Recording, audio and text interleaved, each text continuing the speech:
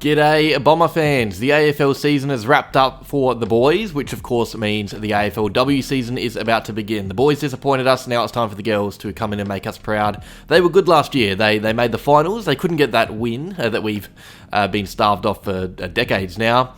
But now it's time to go one better and make a charge. I'll be covering the AFLW a lot more regularly this year. I know a lot of you guys don't really care about it, the views last year were not great, but I think we should be supporting the girls just as much as the boys, so get ready for weekly round reviews, hopefully past the end of the home and away season. Today I'm going to preview the 2024 season as a whole, which starts this weekend. We'll see how far we can go as a team, what to expect, so let's get into it. Here is the 2024 AFLW season preview. Alright, to start with, let's talk a bit about last year. It was our second year in the competition. We weren't far off the mark in our expansion year, but in 2023 we made the 8 for the first time.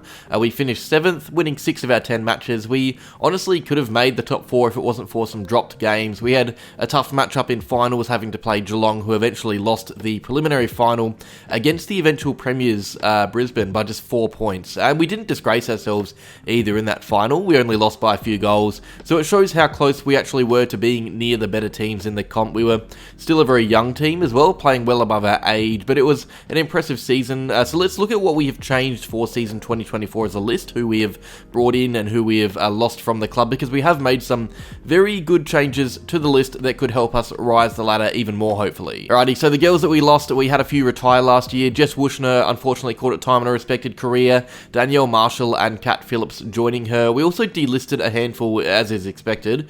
We delisted Leah Cutting, Joe Doonan, Renee Tierney, and fan favourite from our VFLW campaign a few years back, Alana Barber. It's well worth it looking at who has come into the team though. We, for starters, drafted a couple of youngsters. Emily Goff was taken at pick 20, and Chloe Adams was taken at pick 38. Amy Gaylor was also picked up as our expansion signing. She's a very talented player and could feature in our team, much like Amber Clark did last year.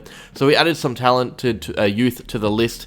Not only that though, we made an effort to go out and pick up experience from other clubs in the trade period. We got Bess Keeney from Gold Coast, who's already been added to our leadership group, and someone who we should be very keen for is Maddie Gay, 27-year-old from Melbourne, who was part of that 2022 Premiership team. She was actually one of the best on ground in that Premiership victory. So we've added strength to our back line, to our midfield. We've added to the future while giving us much needed experience, both in terms of leadership and in terms of big game ability.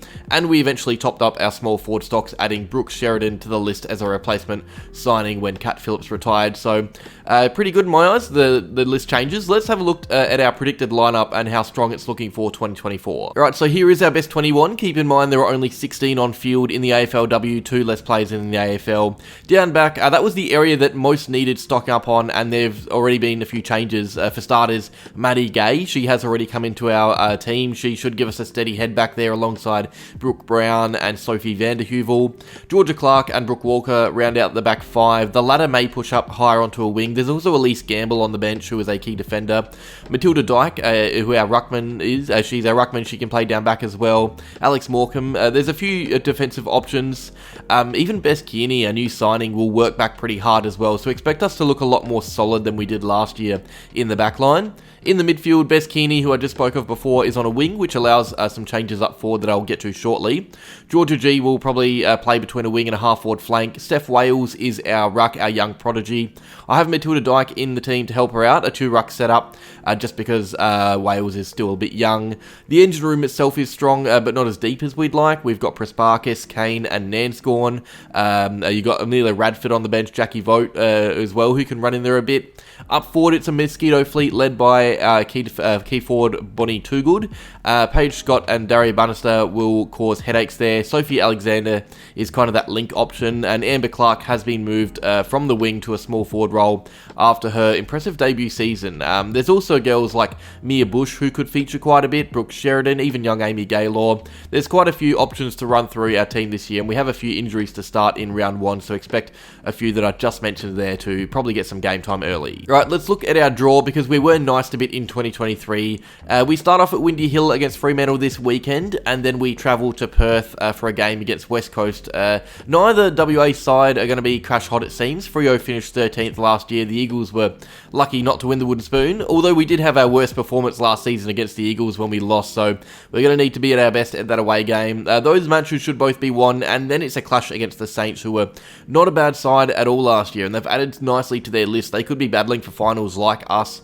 Round 4, we face the Crows in Adelaide, a game I'm going to be at. The Crows are always a good side in the AFLW.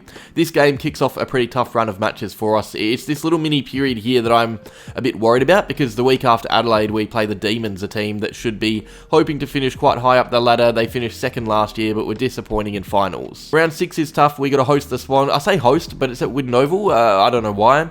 We then travel up to the Gold Coast to play the Suns, who were fantastic last season. So that is 4 games against top 8 teams in a row. Top 8 teams from last year, I should say. And the gap between the Swans and Suns is just 4 days. We get to play the Wooden Spoon winning Dogs the week after, which helps, but it doesn't get any easier after those string of tough games I mentioned before. We've got North, Richmond, and Carlton. They close out the year, meaning after our game against West Coast in round 2, we play just one team inside the bottom 12 from the 2023 season. It's a really tricky fixture. It could be a very even season, and we don't have too many gimmies. It makes those first 2 games very important. We have to start off with wins, and it makes the home game advantage, a home ground advantage, crucial as well, because we only play 4 games at Windy Hill despite having 6 home matches. 1 home game is in Darwin against the Tigers for Dreamtime, which I'm excited for. The other is at Widden Oval. I don't know why. It's a tough draw, but it's a great challenge. I love a tough draw. It means if you make finals, you go in with real momentum, which would be the case with our hard back end. So what do we have to do to improve our list in 2024? How can we take that next step and really push higher up the ladder?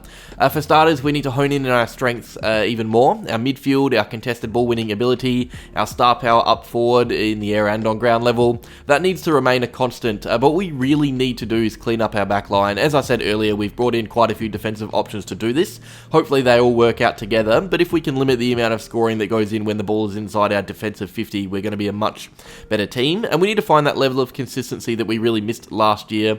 We had some standout games that made up for those bad losses, the upset losses.